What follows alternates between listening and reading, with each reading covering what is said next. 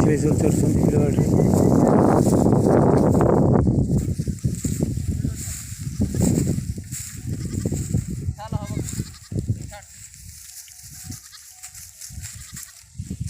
ଯାହାର ଫିମେଲ୍ ଦରକାର ସିଏ ଯୋଗାଯୋଗ କରିବେ, ତାଙ୍କ ନମ୍ବର ଦେଇଦେବି।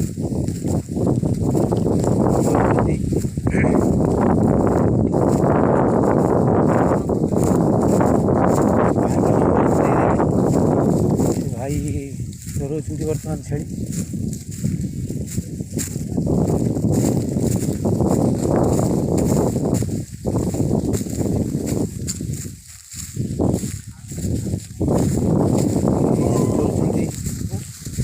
ବଡ଼ ଛୋଟ ବଡ଼ ଛେଳି ଗାଭିନୀ ବାଲା ବି ଅଛନ୍ତି, ତାଙ୍କ ସହିତ ଯୋଗାଯୋଗ କରିବେ।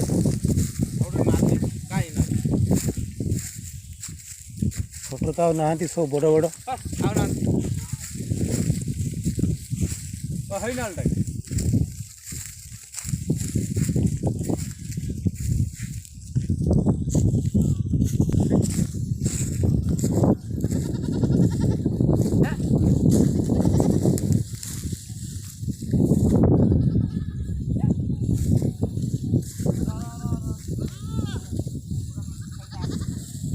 ତ ବିଲ ଭିତରେ ବୁଲି ଖାଉଛନ୍ତି ଘାସ। ବର୍ତ୍ତମାନ ଷ୍ଟଲ୍ ଫିଟିଂ ନୁହେଁ, ଖୋଲା ମେଲାରେ ସବୁ ବୁଲୁଛନ୍ତି।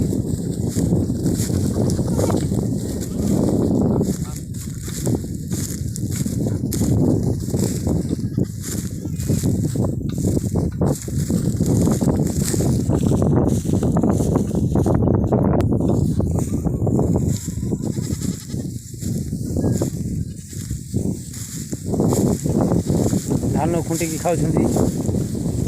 ଧାନ କଟା ହେଇଥିଲା, ସେ ପଡ଼ିଛି, ସେଗୁଡ଼ା ସବୁ ଖୁଣ୍ଟି ଖାଣ୍ଟି ଖାଉଛନ୍ତି ସେମାନେ। ଚେହେରା ବି ଭଲ ଅଛି।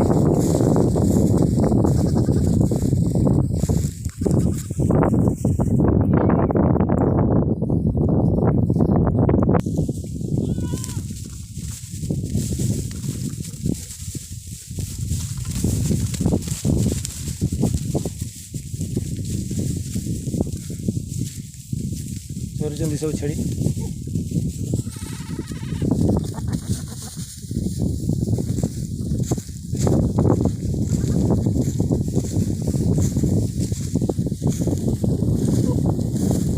ଆପଣ ପଚାରିବା ସେ କି ଛେଳି ରଖିଛନ୍ତି, କ'ଣ ବିକିବେ।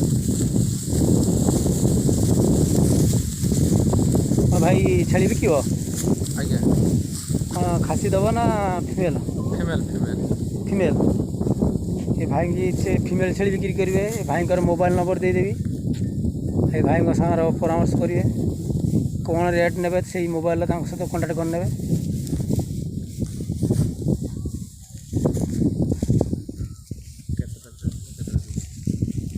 ଭାଇ କେତେଟା ଛେଳି ଥିଲେ, କେତେ ବିକିଲେଣି? 90 ପିସ୍ ଥିଲେ। ଆଜ୍ଞା। ଛୋଟ ବଡ଼ ବି ମିଶେଇକି ବିକ୍ରି ହେଇଛି ଆଉ 28 ପିସ୍ ପାଖାପାଖି ଅଛି, 28-30 ପିସ୍ ପାଖାପାଖି ଅଛି। ସବୁ ବିକ୍ରି କରିଦେବେ? ଆଜ୍ଞା। ସବୁ ଛେଳି ବିକ୍ରି କରିଦେବେ। ଏ ଭାଇଙ୍କ ସହିତ ଯୋଗାଯୋଗ କରିବେ। ଭଲ ଛେଳି ବି ଅଛନ୍ତି। କାହିଁକି ଭାଇ ବିକ୍ରି କରିଦେବ? ବିକ୍ରି କରିଦେବା ଏଇଥିପାଇଁ ଯେ ମୋ ପାଖରେ ସମୟ ଅଭାବ, ସେଥିପାଇଁ ଛେଳି ବିକିବା ପାଇଁ ମୋର ଇଚ୍ଛା ନାହିଁ, କିନ୍ତୁ ସମୟ ଅଭାବ ଦୃଷ୍ଟିରୁ ଛେଳି ବିକିଦେବା। କୁକୁଡ଼ା ଫାର୍ମ ଅଛି? ହଁ, ଫାର୍ମ ଅଛି, ଅଲଗା ଲାଇନ୍ର କାମ ଅଛି। ଭାଇଙ୍କର କୁକୁଡ଼ା ଫାର୍ମ ଅଛି। ଆଉ ଯେହେତୁ ଛେଳିଙ୍କ ପାଇଁ ସେମାନେ ଟାଇମ୍ ଦେଇପାରୁନାହାନ୍ତି, ସିଏ ଛେଳି ଗୁଡ଼ାକ ବିକ୍ରି କରିଦେବେ। ଆଉ ଭାଇଙ୍କ ସହିତ ଯୋଗାଯୋଗ କରିନେବେ, ତାଙ୍କ ମୋବାଇଲ୍ ନମ୍ବର ଦେଇଦେବି।